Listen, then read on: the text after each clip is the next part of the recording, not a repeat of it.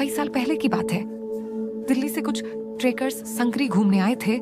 उन्हें गांव वालों ने बूढ़ी नागिन मंदिर के बारे में बताया, लेकिन उन लड़कों को ये सब सिर्फ अंधविश्वास लगा।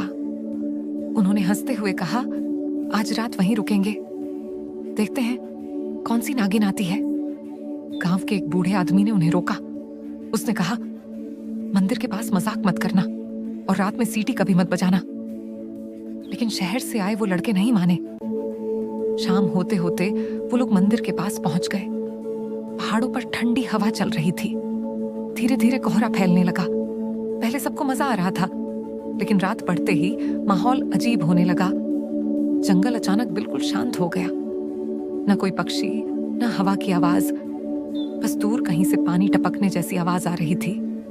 एक लड़के ने मजाक में सीटी बजा दी और उसी पल पास के जंगल से किसी चीज के सरकने की आवाज आई। सहमसास, जैसे कोई भारी चीज सूखे पत्तों पर रेंग रही हो। सबकी हंसी गायब हो गई।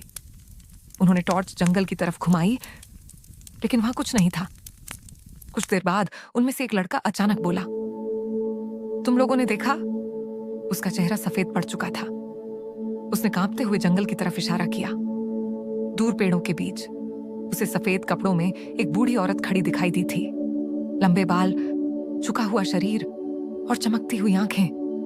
बाकी लोगों ने देखा, लेकिन वहां कोई नहीं था। उन्होंने सोचा शायद डर की वजह से भ्रम हो रहा है।